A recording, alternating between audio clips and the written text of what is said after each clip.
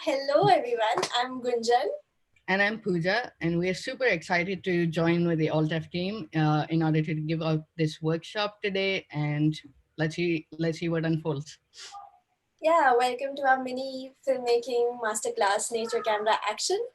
And Yeah, so this is for anybody who's starting out as a wildlife filmmaker or is a filmmaker but thinking about getting into wildlife, wondering what that might be like. Hopefully, by the end of the hour, you have some insights into what our world looks like and maybe even some questions answered. yeah, and we can share some insights from our experiences and dig into the tips and tricks of wildlife filmmaking that have helped us on our adventures.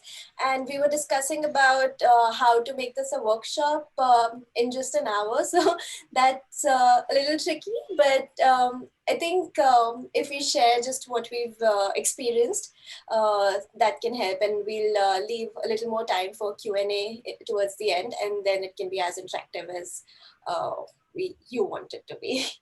All right. So I'm going to be honest with you all that both of us are really good friends and we haven't met in a really long time. So if we break into giggles, please bear with us. Our work is a little more serious than the first impression that we give off. So so wait, how do we do this? Okay, let me just start by telling our audience how wonderful Pooja is. So Pooja is a super talented multimedia artist and filmmaker, and she's been telling stories in really unconventional ways. Her hands-on approach to communication has taken her across the world to work on a wide spectrum of projects, from filming in remote tropical islands to dense rainforests. And she collaborates with a range of experts such as field biologists, independent researchers, filmmakers, and many leading environmental organizations in India to create media for a positive impact. So, P, what got you started in wildlife filmmaking and when did you start? So I'm going to be honest and just stick to what really happened out here. It was never a romantic affair with cinema, as is for most people and most stories that I've heard, at least.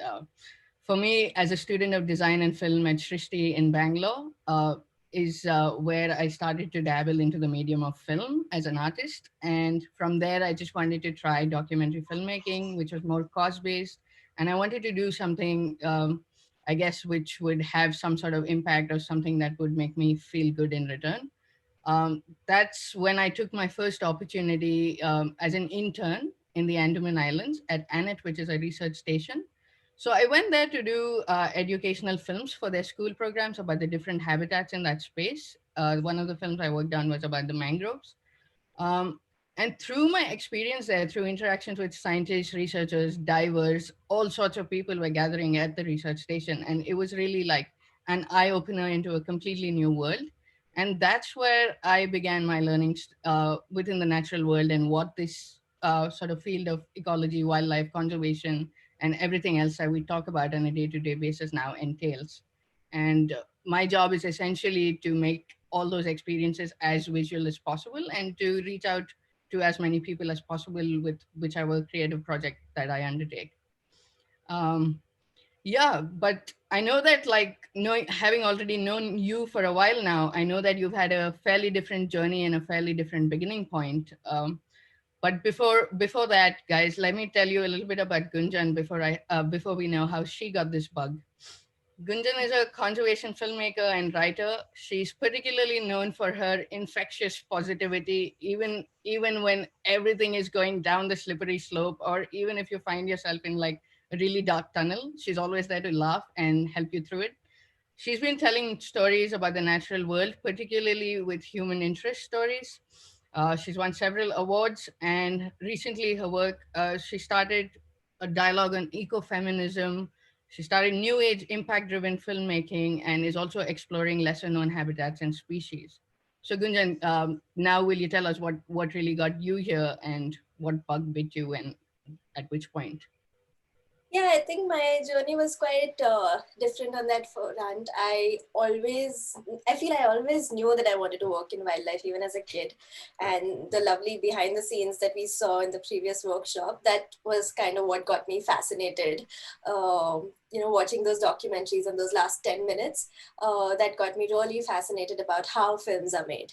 And I kind of knew that that was my calling even as a kid. I remember I used to take my father's camera and try and photograph squirrels and birds when I was a little girl. And I think when the time came to choose a career, I there weren't many, like there wasn't a formal training in wildlife filmmaking at the time in India, but I chose to pursue like my graduation in filmmaking. And I said, okay, I'll just combine my passion for wildlife and merge it. And through the internships that I did, I started doing wildlife filmmaking initially. And then I was working for a bit. And after that, I decided to make it more formal and did a specialized course in wildlife filmmaking. That was a master's in wildlife filmmaking from Bristol. This was a course in collaboration with BBC Natural History. So BBC Natural History Unit. So yeah, quite a different road to the same destination, I'd say. Yeah, there's many ways to get there for sure. Before we dive into the different aspects of filmmaking, I suppose I'm quite curious to know what your approach to film has been like. I know that it's been a mission for you to tell a certain kind of story and to achieve your goals. So, can you tell us a little bit about how you find your story? What are the first steps in order to you wanting to make that film that you want to make? Yeah, now that's a great question because I've always looked at story as the center of everything. To give you an example, for my first film, The Firefox Guardian, I knew that I wanted to make a film about red pandas, but I had to look for a story to tell, to make that film, to tell that story in the way I wanted to. So I did lots of research. It was months of research about every possible paper written about red pandas. And then I chanced upon this blog article, which was titled Role of Women in Red Panda Conservation. And that was this photograph of some 20 men and this one young Nepali woman standing right in the center. And she was the first female forest guardian, red panda guardian. And I somehow knew, okay, this is the story I want to tell. So I found her to be the spine of my story. Maybe we can watch the trailer for those of you who haven't seen the film to get a little context. So, Marie, if you could play the first clip, please. Yes, 1 second.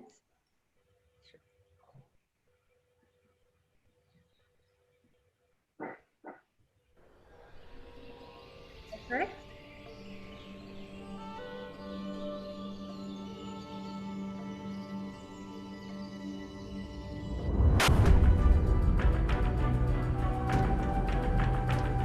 Poaching cases of red panda has been dramatically increased.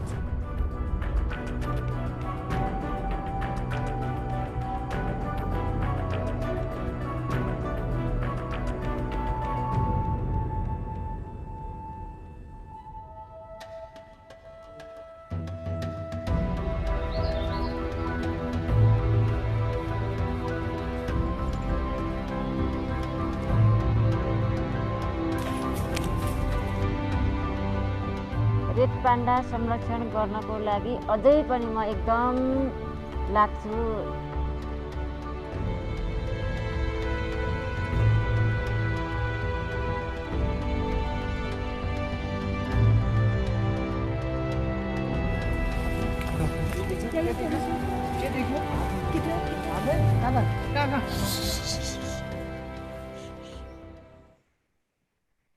Yeah, so lots of research after I think of a topic to find that story is my initial approach. But another recent example is this Kumbhalgarh web series that I'm working on for Ramcast Sustain, and that had a completely different approach towards it. So we were filming so many stories together, and this was this unexplored forest, unexplored sanctuary that doesn't have a lot of research papers about it. So then the place, the sanctuary, that became the story. And then we just went on location and just shot everything that we could. And then the stories were molded on the edit desk. That's amazing. We look forward to both your films with Round Glass, but I know that Firefox Guardian is already available and definitely recommend watching that to anybody who wants to see it. But I think like my takeaway from your experiences is that it's really important. It goes to show how important and necessary it is to explore your subject area from as many lenses as possible before choosing what that story might be like and what is that exact message you want to say through your film and what your goals are like. Um, yeah, that's Yeah, amazing. exactly. So, and I know that you've been doing something quite interesting as well. So, you've been working with scientists to make their research more accessible in the form of films and multimedia. So, how important do you think the role of a science communicator is, and how do you approach films as a science communicator? So I think again, like I didn't know what science communication was when I actually entered in this space. It kind of happened organically for me. Most of my stories came from having done other art projects or other design projects and learning about subject matter through scientists and their research. So a lot of time I spend in translating those research into more simpler and more visual forms. And then, there are problems that we are looking for as designers to find solutions to. And from those problems or from identifying the existence of certain situations, we say, okay, we want to tell this story or otherwise, or it's really about enhancing the science work in order to communicate the message better to audiences. And that's essentially been my approach to finding a story. It hasn't been so much about, I want to make a film about this today, but obviously that evolves.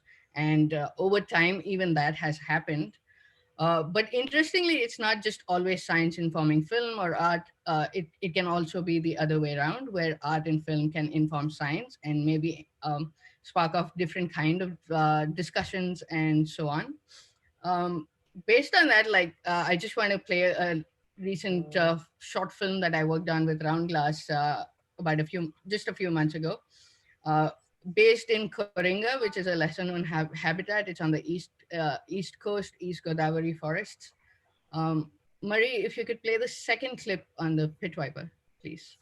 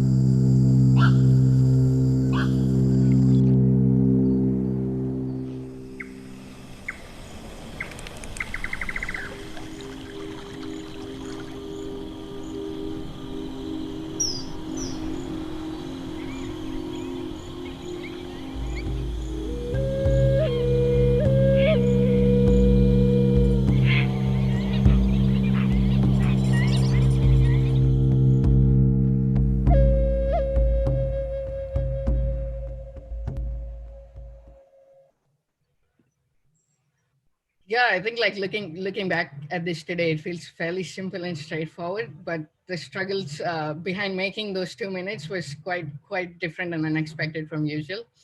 The reason I say this is because, like, firstly, my fascination towards the pit viper there was like I had no clue we'd find pit vipers in the mangroves. Firstly, having spent so many months in mangroves, other than that space, so obviously it was of interest to me. And the discussions that unfolded when we were editing this together, we reached out to at least like 6 to 7 scientists right from figuring out which species it is to what is it exactly that it's responding to, and all these questions that kind of came out of those conversations. And I know like there's a entire group of scientists out there now today sort of wondering how much more there needs to be done about this particular species, and really wanting to go and explore the habitat more and find out more, so we have maybe some sort of answers towards protecting that habitat, and find more importance in that sense, and find more value, and give it words, and just more credible factors to it. So yeah, that was one classic case of, I guess, filming and documenting feeding back into the science and research and education space. Yeah, I remember this wonderful film, and I remember that for the longest time, you all were debating over whether it's a male or a female, and just kept getting delayed because nobody knew the gender of this particular lovely snake. So amazing. But yeah, I remember something similar happened when we were filming Purple Frogs for On the Brink, and the scientist that we were working with, Dr. Karthikeyan, was equally excited as us when we got the shots of the purple frog, because there was some behavior which even he hadn't seen before, and he was seeing it for the first time. And the camera tech we were using to see the frog's burrowing behavior was something that helped him with his own research as well. So yeah, I loved that. Yeah, I think that's fantastic. It's obvious and fairly evident that like we need to all work as a one community: artists, scientists, world, countries. I think the less of the borders, the better it is. Everything is definitely interconnected, and it's time to function as that one holistic community, as we've also heard from the previous discussion with community work in Northeast and other places in India as well. Okay, so the next part. Gunjan, can you tell us a little bit about prepping and planning that's involved before you venture out on your adventure, and maybe share a few tips and tricks in your bags that could help others stay sort of on top of things when they go out, and what those hurdles might be like, and just about anything on that front. Yeah, so I think when it comes to planning for wildlife films, there's a common misconception that I've come across when I teach students. They feel that because this is nonfiction and documentary filmmaking, we don't follow any scripts. And but on the other hand, I have like full-on ambitious scripts that I go to the field with. It's like a shopping list of the best possible scenes I'm going to get. Based on the research, but I sort of imagine these turtles walking into the sunset, or silhouette of this shot. But basically, based on the research and behavior that I've studied, I sort of imagine what all I can possibly get and create like a list of shots, like a proper script. And I set up the character arc, like a possible hero's journey for my characters. So if I may interject there, what exactly do you mean by hero's journey? Just so we know what you're chasing and what goes on in your head before you get out there. Yeah, sure. So hero's journey is based on basically Joseph Campbell's hero's journey. So it's like a 3-act structure that all classic storylines follow. It's like you have this likable hero, or sometimes someone you hate, but hero, and he has a challenge and a mission, and whether the hero, what's the hero's goal, and what action will the hero take to pursue his goal, his or her goal, and then whether they succeed or they fail. So that's kind of like a basic arc that anything you watch kind of has. I mean, I personally like breaking this 3-act structure, but this hero's journey is something that I'm really fond of. And of course, having said that, things almost never go according to plan. But then you're better prepared for unpredictability if you go into your location with all this planning. I think when we had our last discussion, you also mentioned like so much about the hero's journey is in fiction. But then if you really look at documentaries, or nearly most stories follow somewhat of that structure, right? Yeah, you take any sequence and you actually, if you try to pay attention, all these main characters will fall into this arc. Exactly. So, Right. yeah. Coming to the other aspect of what you've just answered, so what really happens when you don't find what you went out for and it's not really on the shop? Yeah, so I guess we always also have to go with contingency stories. But before the Firefox Guardian, we had to come up with several plan Bs and plan Cs and plan Ds because red pandas are so elusive, and everyone told me that I'm not going to find one. So plan B was to make the story about not being able to find the animal instead, and then think about why can't we find it? Is it because it's even more threatened? And that just illustrates the point further. So, and apart from that, whatever I guess is happening in front of you, it's important to shoot it in sequences and build the scene up. So, say leopardess is bringing out her cubs for the first time in front of you, and it's very easy to get distracted there and focus on just shooting with one angle, especially when you're starting out. So it's very important that you shoot in sequences, create a whole scene, because with just one shot or scene you can't make a whole film. So there you have to think about what's going to go in my edit, what else do I need, do I need another perspective on this, and do I need another angle, do I need another lens. So it's basically like perhaps driving, that you're multitasking the entire time. Yeah. And for instance, you are like battling the forces and battling mosquitoes in Coringa while trying to film fishing cats. So that's some next level of multitasking. So yeah, I've always been curious, what was worse, mosquitoes in the mangroves or sandflies in the Andamans? I'm going to try and be a bit diplomatic there. I honestly feel like, given the time span and the amount of time it took between those sandflies and the mosquitoes in terms of experiences, I think it's got to do so much about like the mindset you go with. When I experienced sandflies, it was my very first opportunity in the wild in some sense. And I was so unprepared. I just thought I need to lay still and get the shot of those fiddler crabs, whichever what I was filming at the time.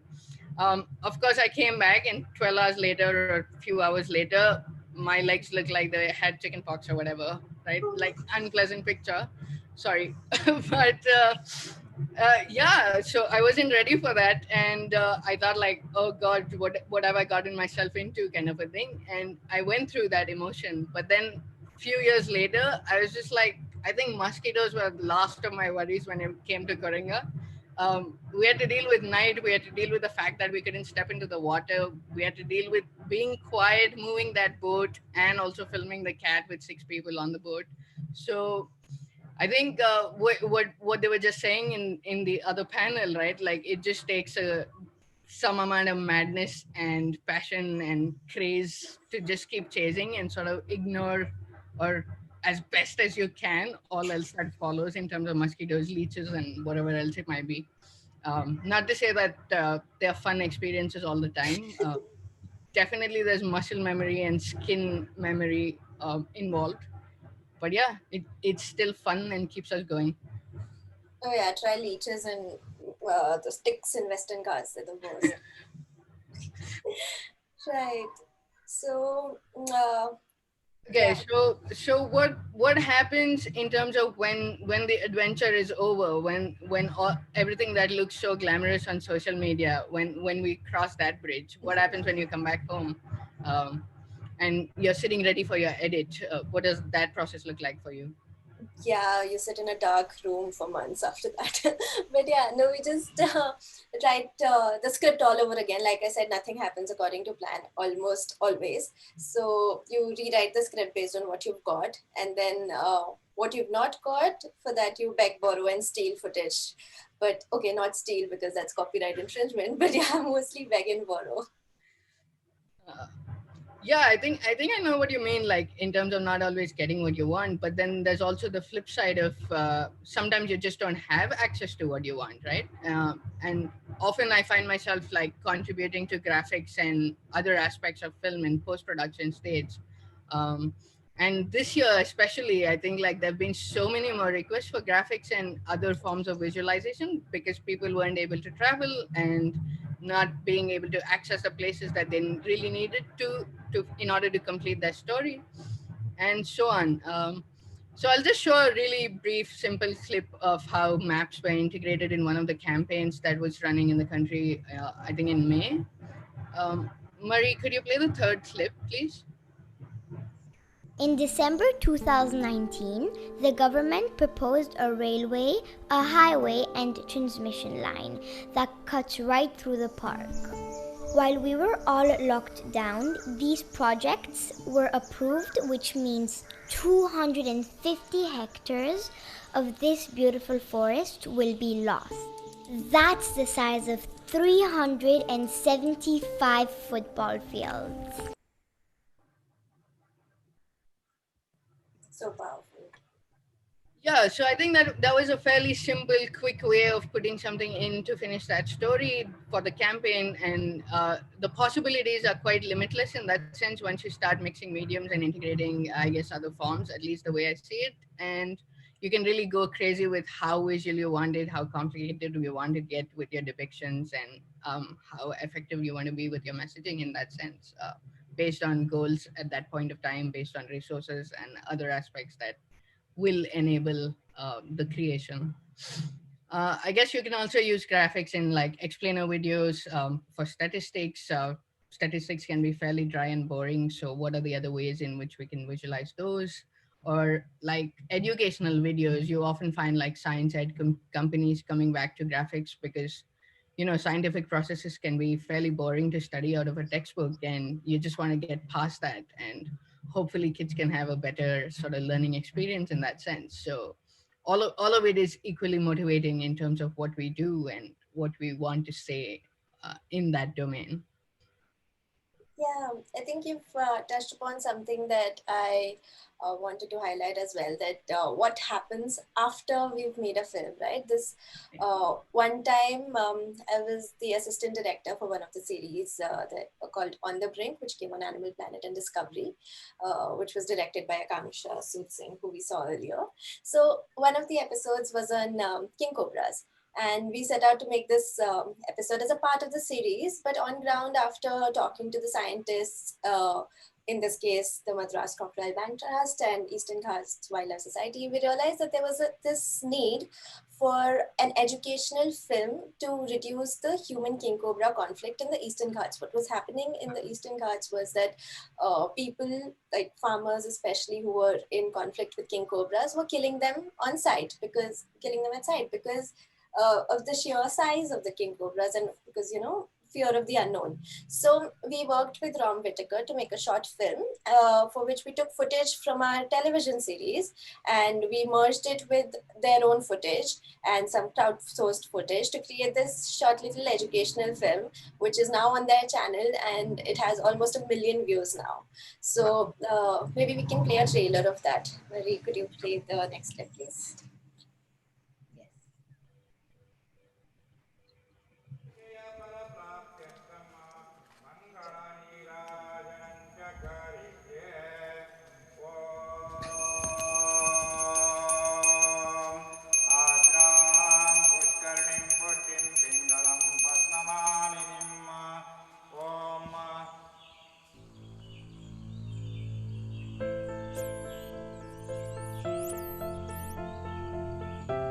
ಬಹಳ ಹಿಂದೆ ಕಳಿಂಗ ಹಾವೊಂದಿಗೆ ಬದುಕಲಿಕ್ಕೆ ಭಾಳ ಕಷ್ಟ ಆಗ್ತಿತ್ತು. ಯಾಕಪ್ಪ ಅಂದರೆ ಆ ಹಾವನ್ನ ನಾವು ನೋಡಲೇಬಾರ್ದು. ಆ ಹಾವು ಮನೆಗೆ ಬಂದರೆ ಬಹಳ ಕೆಟ್ಟದ್ದು. ಆ ಹಾವು ಮನೆಗೆ ಬಂದರೆ ಮನೇಲಿದ್ದವರಿಗೆಲ್ಲ ಬಹಳ ತೊಂದರೆ ಆಗುತ್ತೆ ಅಂತ ಬಹಳ ಭಯ ಇತ್ತು. ಸಣ್ಣಲ್ಲಿಂದನೂ ನಮಗೆ ಕಾಳಿಂಗ ಹಾವು ಅಂದರೆ ಸ್ವಲ್ಪ ಭಯನೇ.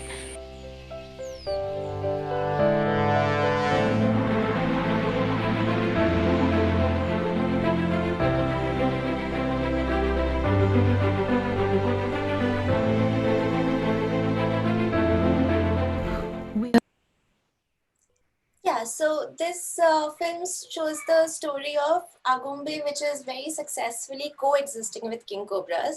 And what was interesting was after making this educational film, the Eastern Ghats Wildlife Society, they dubbed this in Telugu and other regional languages to use it for educational purposes and show them that your brothers and sisters in Agumbe are able to coexist with king cobras. So, and the treatment of this was very different from the original television series, obviously.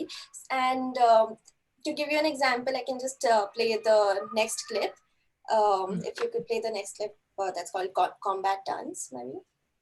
Yes.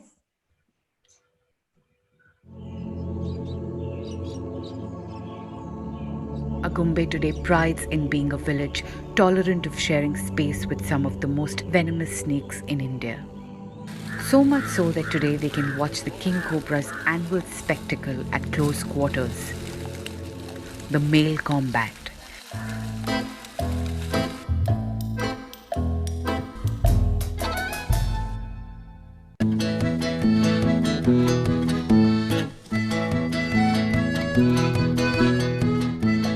This charming dance is actually a duel between males to decide who'll mate with a female, and they do this by coiling around each other and trying to dominate.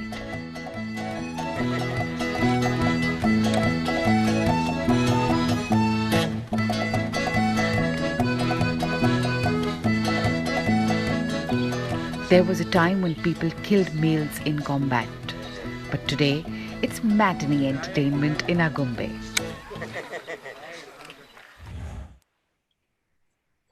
Wow. So yeah, in the beginning, even they're scared. So it's not something that happened overnight. So that was the idea, to show that it is possible to coexist. And I think a couple of months ago, Rom emailed us saying that even in the Eastern Ghats, people have started calling the team for rescue instead of killing king cobras. I think, which is a huge win for them. That's amazing. So yeah, I think, what about you, Pooja? How do you take films into campaign space once you're done with them? I guess that directly fits into what your goals might be like. I think it's really crucial to take films further. It doesn't end with just having made it, of course. Um, whether that's through discussions, or whether you want to take it back into the community you filmed at, or whether it's in schools, or whatever your motive and sort of goal was behind making that film, and whoever your audience was, definitely try and get back to that space. In some cases, I've contributed to films that were just used on social media campaigns, which has been quite key in terms of all the environmental issues everybody is sort of fighting towards in the country. Um, but having said that, I think it's best to sort of have that impact vision right from the beginning of your film journey, to give that sort of serious thought as to what you exactly want to do with that film and how you're going to go about doing that, and sort of keeping time and space and resources for it, which has been ongoing in terms of discussions and brainstorming sessions uh, within the larger industry as well, across the globe. So I think that just being able to make these creative pieces is exciting, and it's a grueling part of our work. And we tend to forget, like, when you finally finish that piece, it's almost like, I can't believe it's finally done, right? Like sometimes they take so long as well, from whatever I've heard. And but it's also to push yourself beyond that moment of, I'm feeling tired, and like, wow, that took a lot already. But it's just kind of double fold what we really need to give in order to make that change, or everything else we're passionate about, happen. Yeah, I think that's the whole concept behind Beyond Premieres too. So I've started this organization with my husband, where we help filmmakers build an impact campaign around their films, and sort of connect them to grassroots organizations working on the same topic. So basically, the journey of a film doesn't have to end with the release. Right. And of course, there's film festivals to engage in, Yeah. like, really good films and people, and also, like, just to push yourself ahead Like in all whichever that. way. Like all deaf, exactly. So yeah, and also there's like various ways to plug into the film process. I think earlier Robin touched upon just saying, like, there's many ways to be doing what all of us are doing within the field, etc., etc. You don't have to be a camera person, you don't just have to be that one role. In fact, often we all wearing multiple hats at any given point of time, and it's just been the nature of work in that sense, because you tend to go in small teams, and like, so ultimately it's about what you want to do, what roles you want to take on. You can be as creative as you like, for sure. um, yeah, and just sort of to go with it and pursue whatever it is you want, and whatever that might make you happy. At the end of the day, you just need to be happy. You just need to be happy. That's my life mantra. But yeah, I think in fact we've spent an hour, like half an hour, trying to give tips and tricks about how to become a filmmaker. But evidently from this conversation, there is no one right path, right? You just, you do you and tell good stories, make a difference with your films. That's I guess that's the aim for all of us, to make some sort of positive impact and change ultimately. Yeah. So I think before we move on to Q&A, I want to like keep a nice section for the Q&A so that people can interact. But before we move on, one quick advice, Pooja, from you to all the newcomers. Yeah, so I think like I recently came across this saying on one of those masterclass trailers that have been going around on Instagram, the famous masterclass sessions that have been advertised and marketed.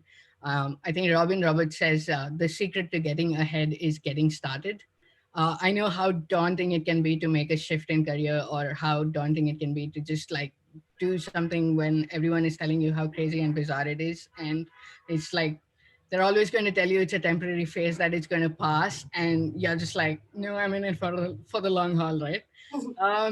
Don't I guess don't be afraid. It comes from my own fears and things also. Like I keep reminding myself, you can only move ahead if you get started, and that really resonates with me, and that's what I'd share with everybody who's here wanting to start off. Yeah, bang on. I think just don't be afraid of feeling stupid. Just put content out there. Make your show reel your visiting card, because once, no matter how many pages your CV has, if you have a film to show for when you're looking for work, that's going to work wonders. And you don't need a fancy camera. It can just be something you've shot with your phone. You have like Instagram reels now. So just put stuff out there. Make your own channel. Make your show reel. And another thing is that they can write to people, right? People like us. That's how we all started. Pooja and I started. We have so many wonderful mentors in the industry now.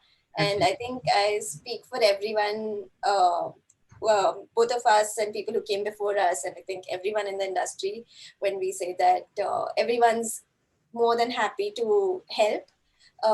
We want more people in the tribe. We need more conservation filmmakers joining us. So don't be afraid to write to people, ask for advice. And I guess we are super grateful and thankful for all the help and all the counseling and every form of support we've received from all the experts and friends we called today. And we are more than happy to pay that forward in whatever way in our own capacity, as we also grow and continue to learn, right? Like it's just all connected in that sense. And we are all in this together, sort of a thing. Yeah, there are people we still call at 2 a.m. and ask, is this working? Can you please tell us? So there's no, and I think both of us now give back, like that cycle continues to people who are joining in. So I think just reach out. Yeah. And I guess you're already meeting a whole lot of these mentors we're speaking about, whether it's Akansha, Joel, Robin, Rita, Gautam, all of them. Like I don't know where we'd be without any of those advices, and without them being there for us at 4 a.m. or whatever order. Yeah, totally. Yeah. So I think Marie, we are ready for questions if people have any questions. That is great. Thank you so much. You are definitely paying it forward right now. I mean, for everyone watching and people accessing this session all week, this is so valuable. So thank you. And I'll just be acting as the voice of the audience for a second and read out some of the questions. Hop on, like switch your video on also. I want to see your face as well. Oh, can you not see me at all? I can see you. Oh, can you? Why can't I see you? Okay, maybe because we highlighted. Okay, never mind. Wait, I'll make us all visible. So there we go. Hopefully on everyone's screens we're visible. Yes. So it's not just the floating voice. Okay. I must also very quickly, I must also say like how special this event is, because most people don't know, but Neha and Rudransh and I studied at Srishti together, and we were in the same batch, and Neha and I studied film. Life wow. looked very different for the last decade, but somehow again we've just come back together doing similar work, right? Which is quite something, and I'm Yeah. quite stoked to be doing this with them. That's really Yes. nice. And they are, for anyone who doesn't know, they're the co-founders of this festival as well, and have an amazing design studio that just won a huge award. Don't know the name of it Exactly. right now, but they really deserve it this year. So yeah, check them out. NOCT in India. So, and in Panchkani. And also want to mention it's another amazing rural project, which is something we wanted to emphasize as well with this festival, even though we're virtual now, but next year we'll be in Panchkani. All right, so we have a lot of questions for you. All sorts, some touching a bit on the technical aspects, others getting a bit more philosophical. The first one is, how do I edit videos? What are some free softwares I can use or other softwares that might be helpful for starting off? Gunjan, you want to take that? Okay, you want me to take? Okay. Free softwares. I think iMovie is that free. iMovie is free, so Yeah, iMovie is pretty good. iMovie on the Macs and Windows for Media the Studio Player on on the Windows. Windows Movie Maker works Movie Maker. quite well. Sorry, yeah. So That easy. Okay. yeah, and DaVinci Resolve, they've come up with like a very advanced editing software which is also free. So you can download that, and there are tutorials everywhere.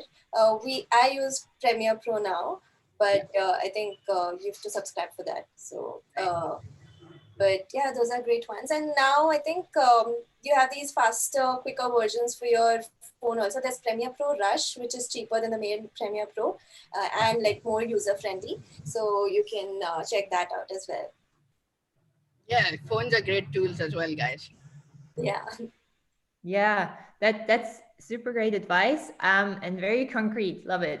All right, here we have another one going a bit in a different direction.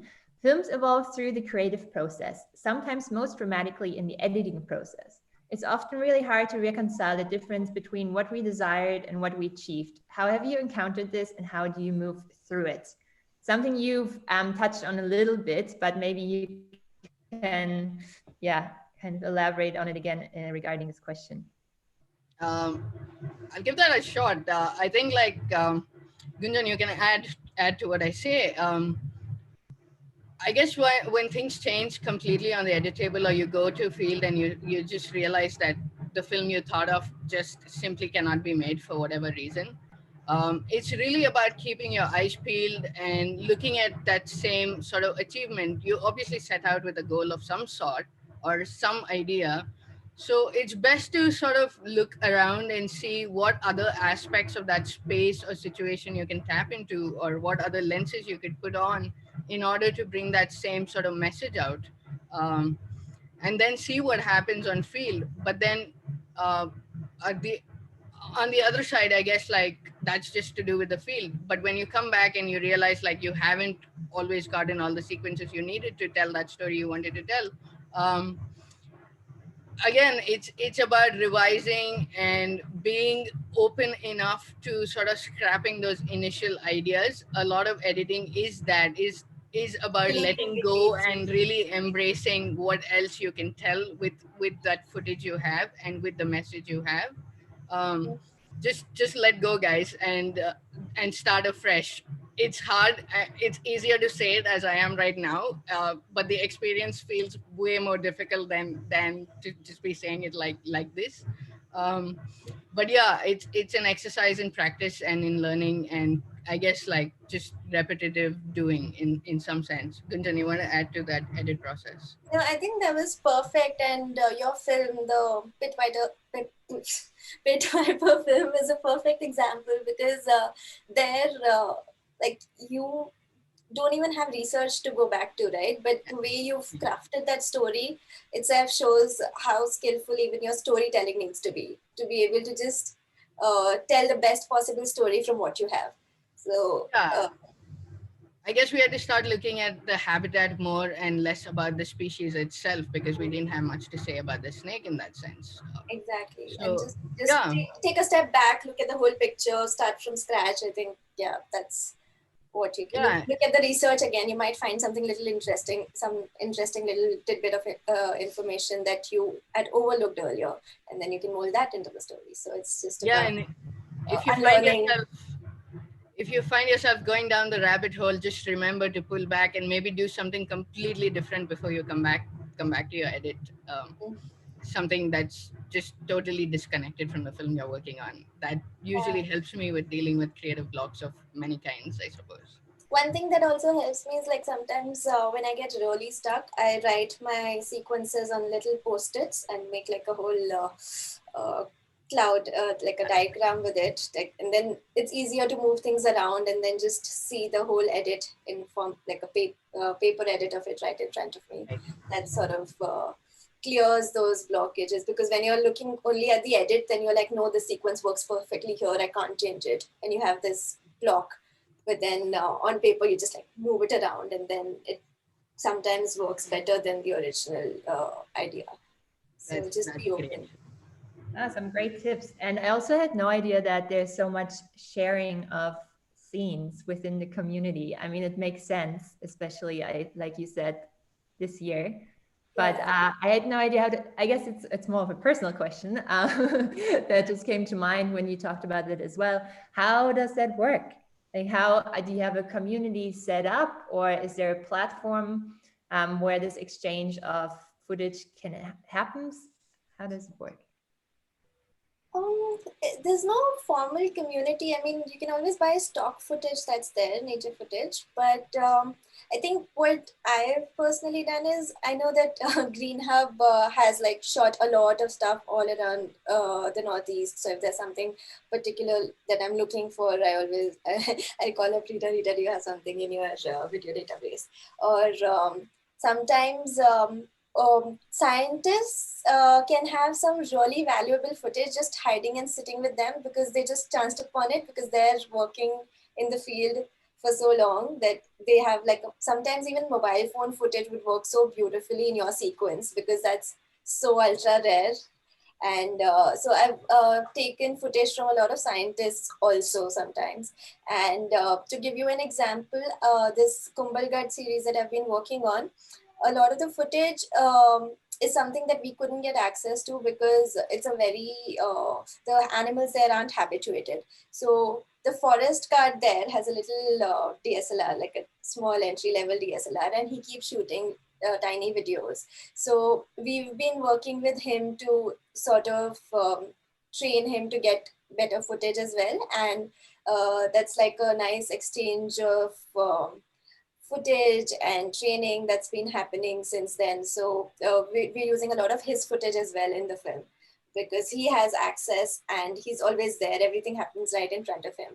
So that's another way to sort of look at footage. But I think going back to scientists has always helped me personally, because they have these sequences. Or even like amateur photographers, there's Wikimedia Commons, which has like free footage that's licensed under Creative Commons. Or if you have if you have a budget, then of course you can buy stock footage. But I don't know, have you begged, borrowed footage, Pooja? I've begged borrowed footage, but I don't think I've ventured into stock yet. Mostly through word of mouth and just phoning in and asking people, like you've said, between friends and colleagues and all else.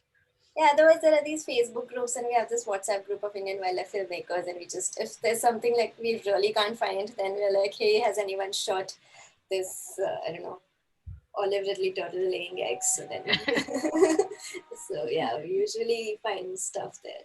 Yeah, so it really shows how important community and collaboration is, hey, throughout the process. Yeah. Right. I've got another question around the kind of around the budget. So it says, films, perhaps more so than any other popular art form, is the compromise between art and commerce. How has your art been shaped by both the money you have had or not had, and do you create with budget limitations in mind? I can jump on that one.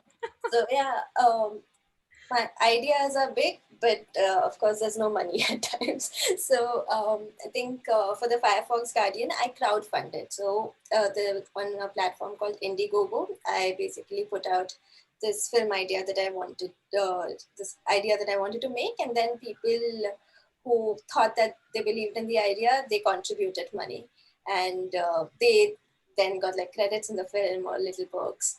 So like a Red Panda goodie bag or something. But basically, crowdfunding was one option for me.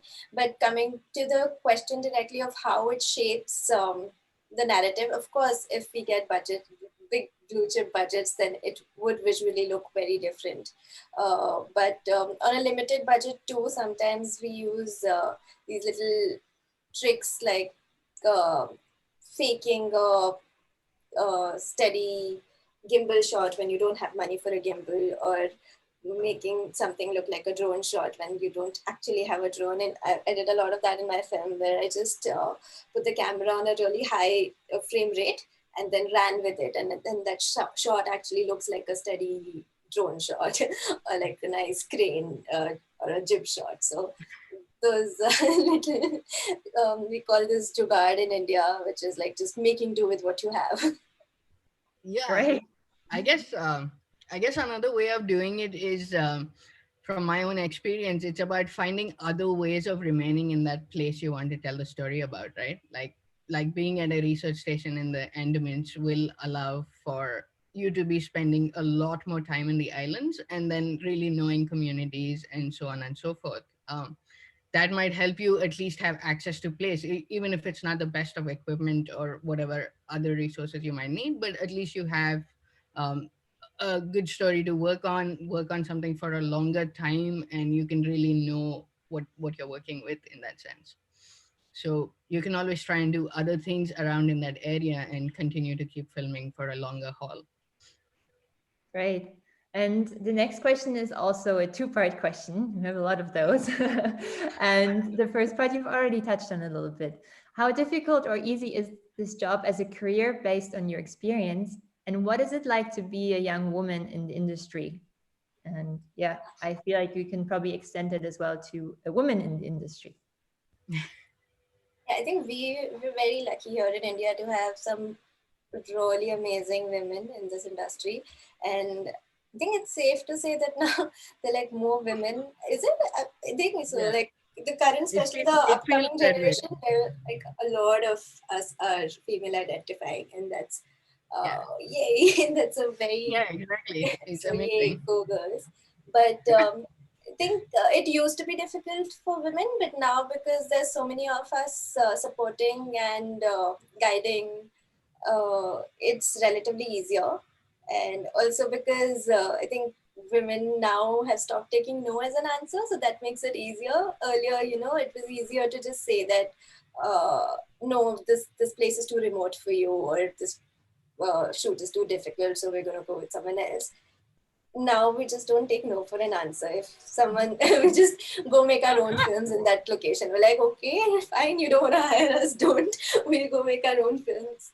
So I think that's to answer the second part. And I guess the other part of the question, how difficult is it career-wise?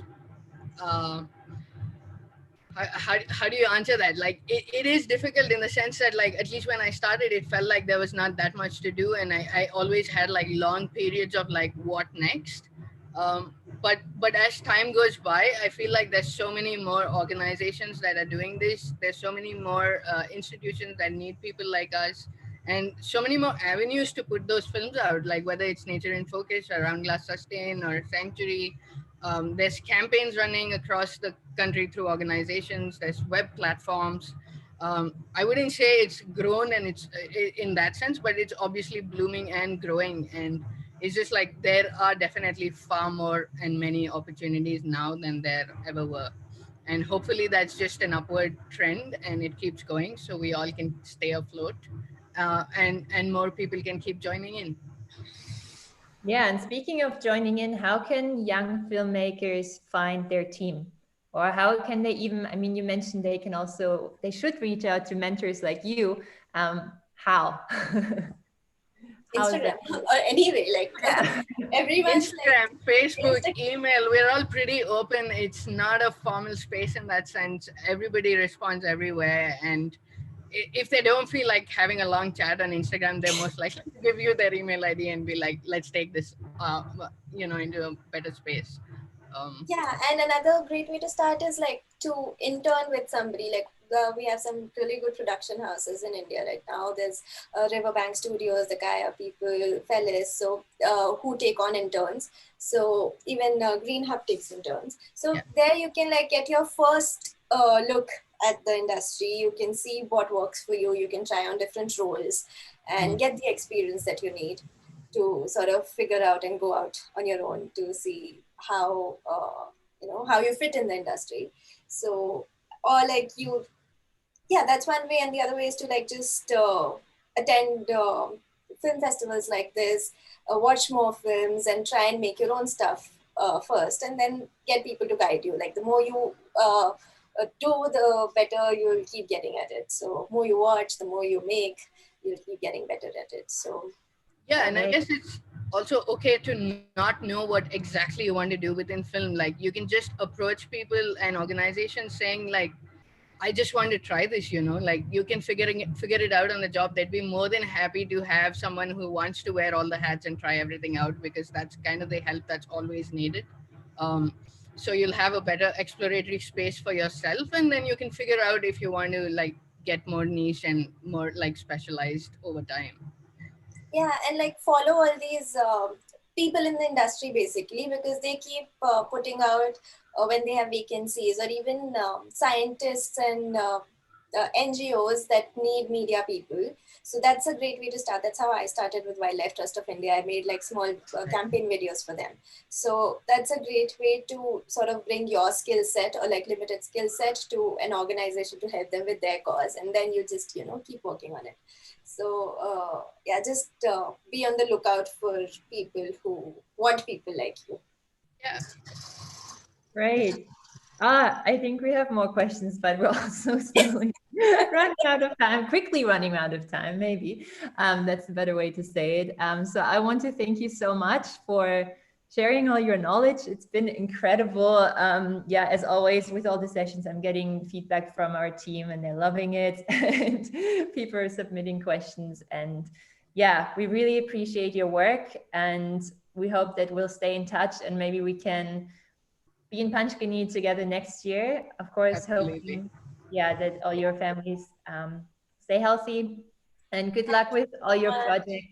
Thank you so Yeah, much. it's our Thanks, pleasure. Mary. Thank you so Yeah, much. absolutely. Thanks so much for having us here.